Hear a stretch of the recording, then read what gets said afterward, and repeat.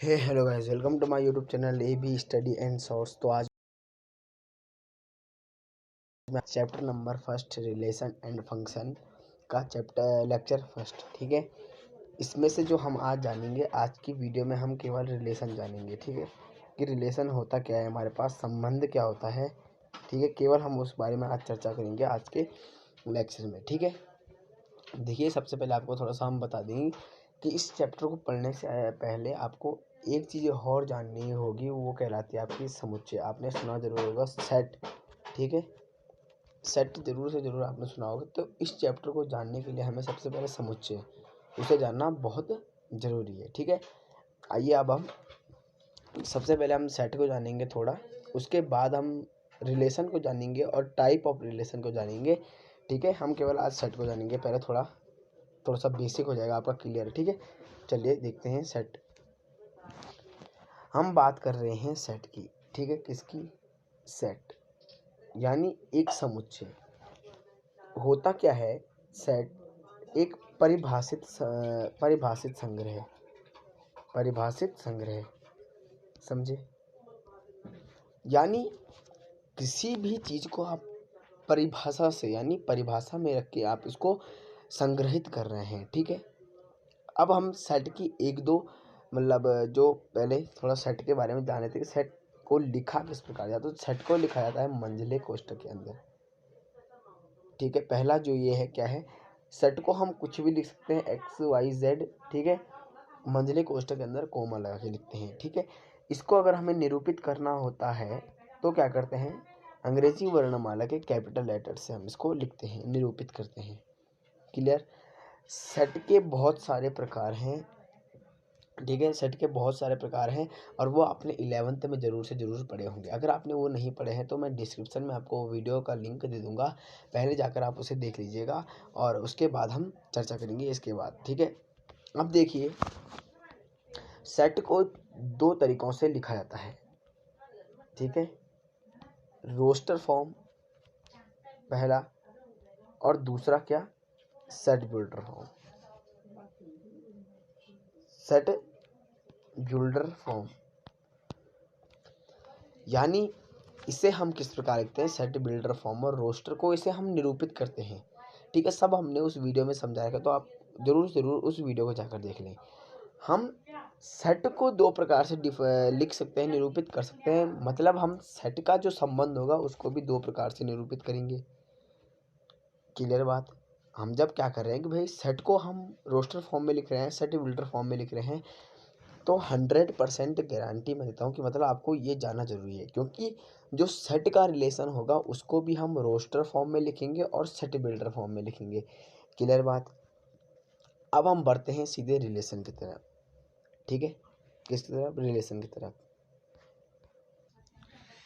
देखिए, हम क्या पढ़ेंगे, रिलेशन पढ़ेंगे, ठीक है। कि रिलेशन यानी संबंध है क्या, ठीक है। संबंध के बारे में हम जानेंगे।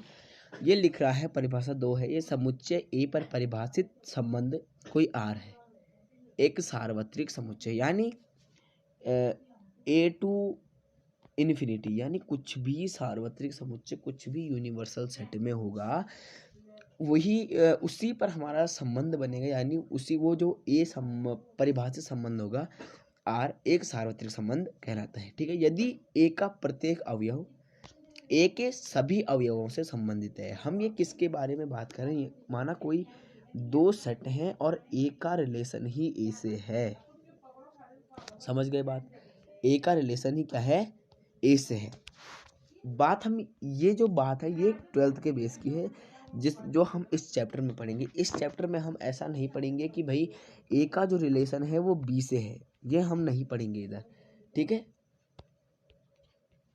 इसलिए हम जो पढ़ेंगे वो उसी पर ध्यान देंगे। हम पढ़ेंगे ए का रिलेशन ए से ही है, वही चीज़ हमारे पास ये कह रहा है कि भाई कोई भी ए समुच्चय, कोई सार्वत्रिक समुच्चय है और उसका उसी ए का ए से ही संबंध हमारे पास इस चैप्टर में हमें पढ़ने के लिए है। क्लियर बात? अब हम बात करते हैं थोड़ा सा इसको लिखने की, और इसको किस प्रकार से लिखा जाता है हम थोड़ा सा वो देख रहे थे, ठीक है।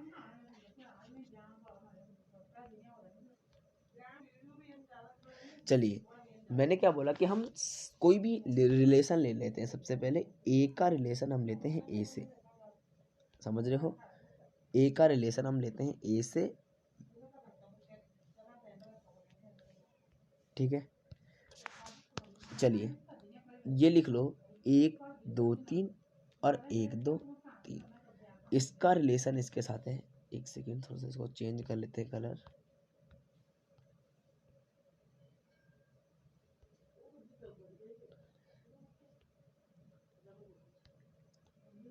ए का रिलेशन 1 से, 2 का 2 से और 3 का 3 से, ये 3 रिलेशन है, ठीक है। सबसे पहले हम बात करेंगे रोस्टर फॉर्म की, कि रोस्टर फॉर्म में लिखते किस प्रकार है। देखिए हम लिखेंगे रोस्टर फॉर्म में कि भाई आर जो है हमारे पास कोई रिलेशन है, किस प्रकार से है। अब वो लिखते हैं कि भाई है किस प्रकार से, ये किस प्रकार से है। एक का संबंध 1 से ही है, 2 का 2 से ही है और 3 का 3 से ही है। भाई ये रिलेशन पढ़ा है, अभी हमने पढ़ा है कि नहीं पढ़ा है भाई, कि एक का रिलेशन 1 से है, बी का बी से है, सॉरी 2 का 2 से है और 3 का 3 से, ये रिलेशन पढ़ा। तो बस इसी रूप को हम क्या लिखते हैं, रोस्टर फॉर्म में लिखते हैं। यानी आपको बस करना क्या है कि जो जो रिलेशन है वो आपको सीधे मंझले कोष्ठक के अंदर लिख देने का है, और आपका जो रिलेशन होगा वो आ जाएगा रोस्टर फॉर्म में। क्लियर बात। अब इसमें थोड़ा सा इंटरेस्टिंग बात, अगर थोड़ा सा एक अलग सा बनाते हैं, ठीक है, अलग सा बनाते हैं कि ए का ए से ही रिलेशन है, कुछ इस प्रकार से देखना जरा, ठीक है। थोड़ा इंटरेस्टिंग है, ये आर नाम से कोई रिलेशन है, इसका रिलेशन देखिए भैया, ठीक है।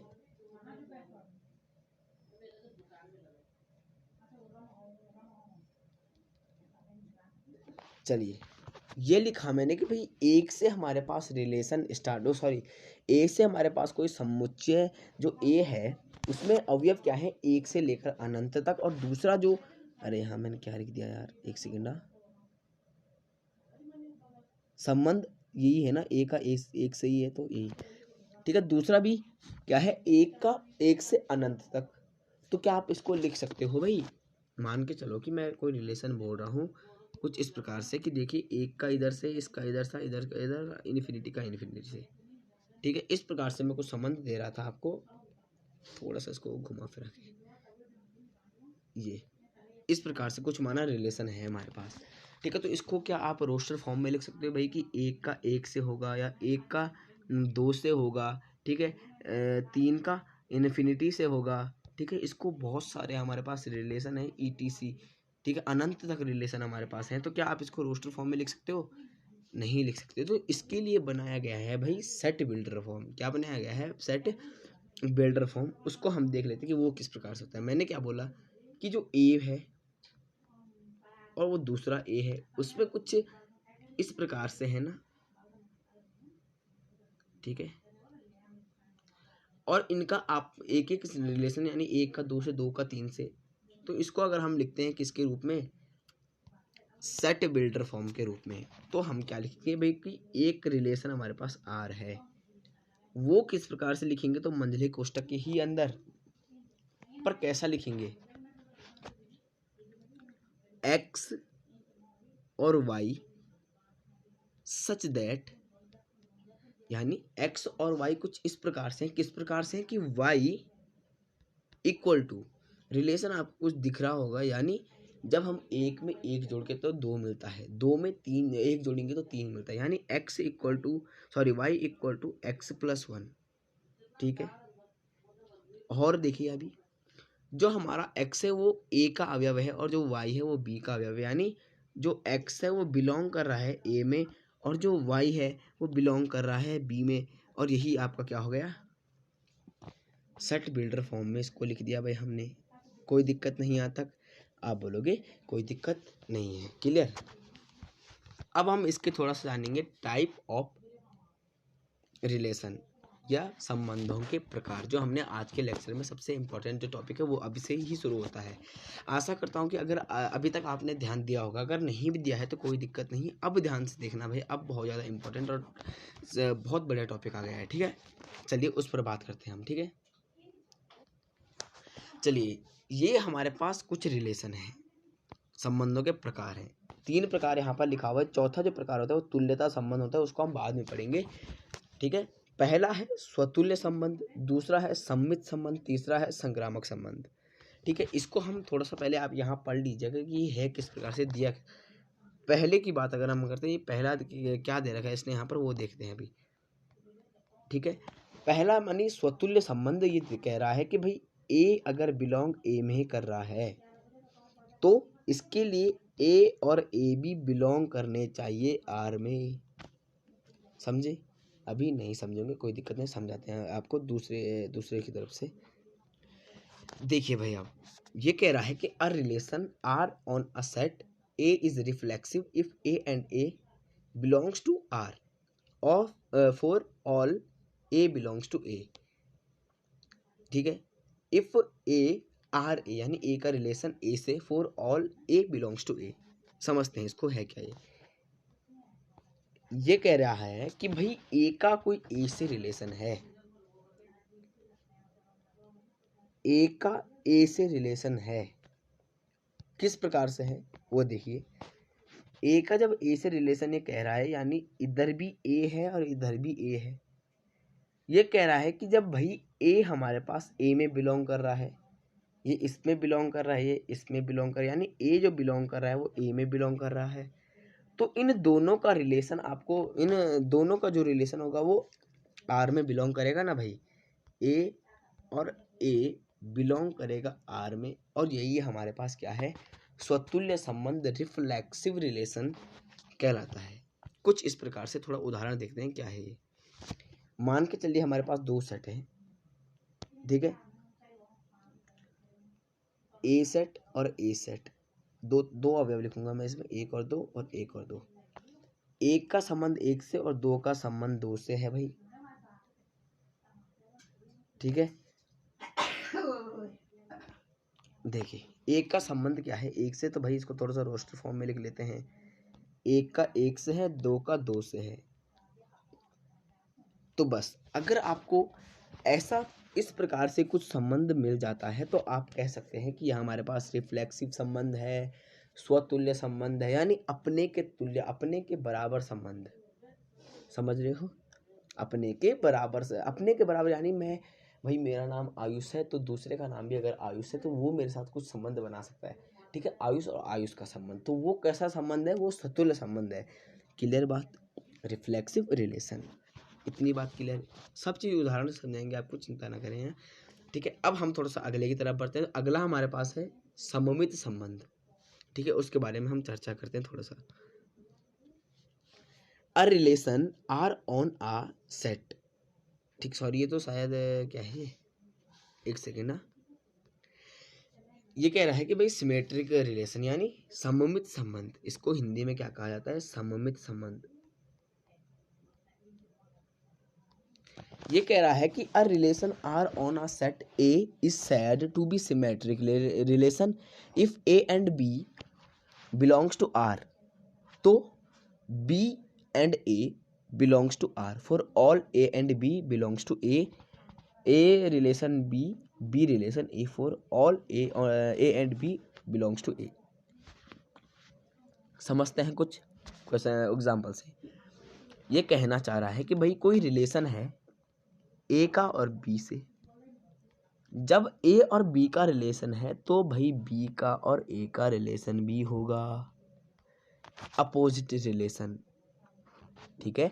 जब ए और बी हमारे पास किसी रिलेशन में दिख रहा है और उसका अपोजिट यानी बी और ए भी हमें उस ही रिलेशन में मिल जाए तो क्या होगा, वो कहलाएगा हमारे पास सिमेट्रिक रिलेशन, यानी कौन सा, सममित संबंध। क्लियर बात? कोई दिक्कत नहीं है, कोई दिक्कत नहीं है, समझ रहे हो? थोड़ा सा एग्जांपल समझ लेते कि ये है क्या चीज़। ये ए और ए है, 1 और 2, 1 और 2, 1 का संबंध 2 से और 2 का संबंध 1 से, ठीक है। 1 का संबंध 2 से और 2 का संबंध 1 से, ये आपको इस रिलेशन में दिख रहा है। यानी मैंने क्या बोला, अगर आपको कोई भी एक रिलेशन मिल जाए तो उसका अपोजिट भी आपको, सबसे पहले इस फर्स्ट वाले को देखो, ठीक है। सबसे पहले क्या देखो, फर्स्ट वाले को देखो। 1 और 2 हमें दिख रहा है, मतलब अगर हमें 2 और 1 यानी इसका उल्टा अगर मिलेगा तो क्या होगा, वो हमारे पास कहलाएगा सममित संबंध। कहलाएगा कि नहीं कहलाएगा, समझ गए? सममित संबंध भी क्लियर हो गया, यानी अपना अपोजिट। अब भाई थोड़ा सा ध्यान देने की बात है। अब हम जो पढ़ेंगे, अब इतनी चीज़ें हमने सब पढ़ ली, स्वतुल्य हमने पढ़ लिया, संक्रामक हमने पढ़ लिया। अब जो हम पढ़ेंगे, हम अब वो देखिए हम क्या पढ़ेंगे, संक्रामक संबंध। संक्रामक संबंध यानी ट्रांजिटिव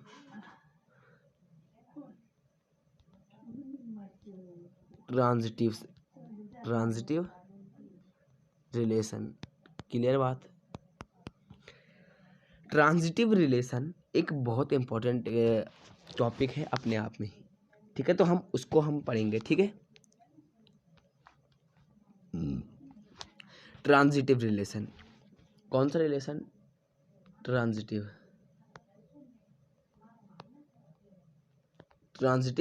रिलेशन।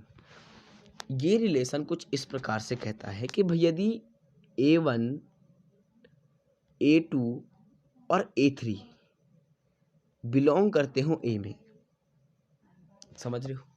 यदि A1, A2 और A3 बिलोंग कर रहे हो A में, तो क्या होगा, देखिए ध्यान से आप देखना। A1, A2 भी बिलोंग करेंगे A में, सॉरी कोई रिलेशन R में, समझ रहे हो? और A2, A3 भी बिलोंग करेंगे R में। अगर ये दो कंडीशन लागू होती हैं, सबसे पहले क्या कि A1 और A2 किसी रिलेशन में है और A2 और A3 भी किसी रिलेशन में है, तो ये तो सब जो आ गया, तो A1 और A3 भी रिलेशन में होंगे।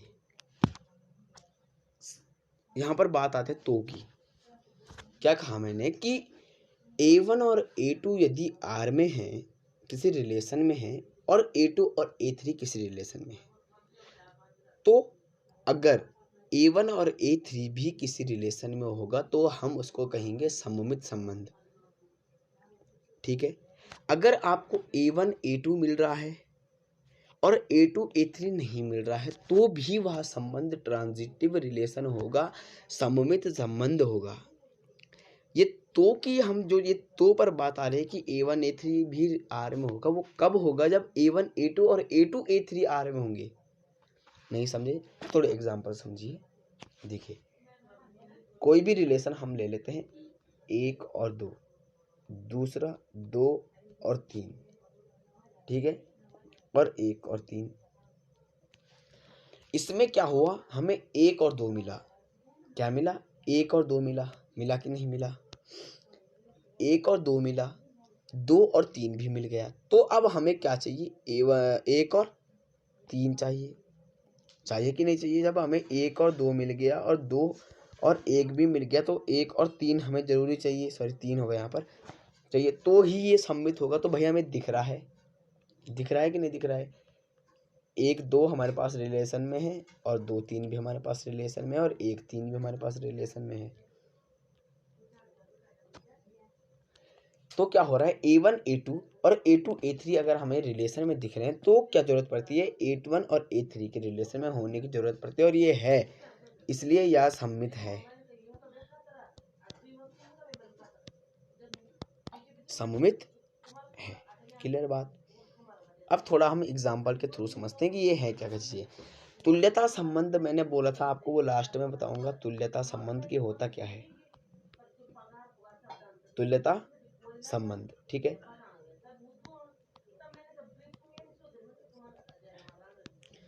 तुल्यता संबंध क्या होगा? यदि कोई रिलेशन है और उसमें हमारा रिफ्लेक्सिव भी, सिमेट्रिक भी, ठीक है, और ट्रांजिटिव भी, ठीक है? अगर किसी सेट में रिफ्लेक्सिव रिलेशन भी आपको दिख रहा है, सिमेट्रिक रिलेशन भी आपको दिख रहा है, ट्रांजिटिव रिलेशन भी आपको दिख रहा है, तो भाई 100% आप सीधे सीधे लिख देना कि यार तुल्यता संबंध है भाई। ठीक है। आप ये सब नहीं लिखोगे भाई इस संबंध में आपके पास स्वतुल्य भी है, सम्मित भी है, संक्रामक भी है, तो सीधे सीधे क्या लिखते हैं कि तुल्यता संबंध है। यदि किसी सेट में तीनों संबंध आपको मिल जाए, स्वतुल्य मिल जाए, सम्मित मिल जाए, संक्रामक मिल जाए, तो ये सीधी सीधी बात ये क्या है, तुल्यता संबंध है। ठीक है। अब हम थोड़ा सा एग्जाम्पल कुछ देख लेते हैं, उससे आपको क्लियर हो जाएगा। और आज के लेक्चर में बस इतना ही था। ठीक है। अब हम थोड़ा सा एग्जाम्पल देख लेते हैं।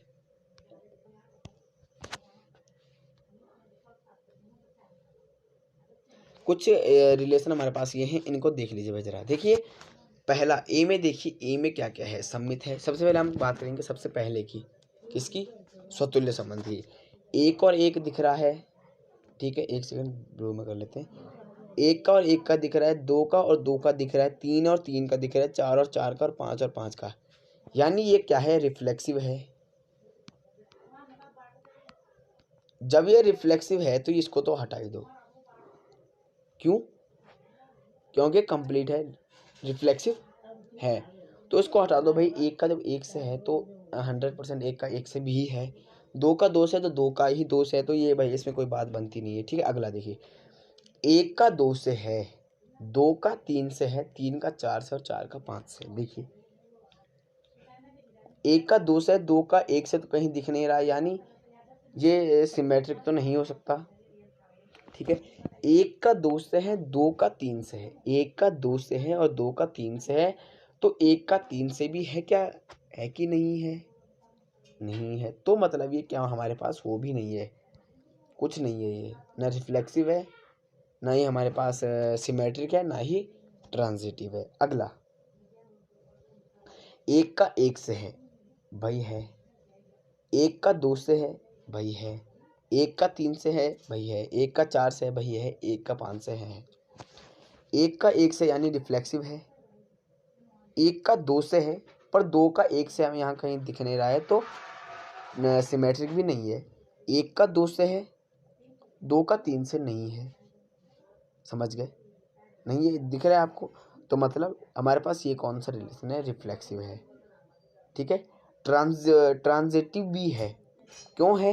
क्योंकि जब एक का दो से है और एक का ही तीन से है, समझ रहे हो ना, एक का दो से है और एक का ही तीन से है, तो एक और एक तो कट गए हमारे, समझ के चलो। दो और तीन आपको कहीं दिख रहा है, नहीं दिख रहा है, यानी ये ट्रांजिटिव भी नहीं है।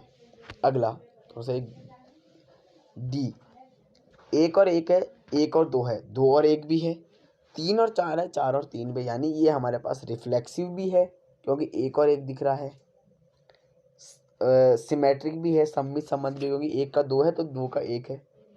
ठीक है। अब ट्रांजिटिव की बात अगर हम करेंगे तो ट्रांजिटिव में क्या कह रहा है, ये एक का एक है, हटा दो, एक का दो है और दो का भी एक है, तो दो से तो दो ये कैंसिल, तो एक और एक बच रहा है, हाँ जी बच रहा है।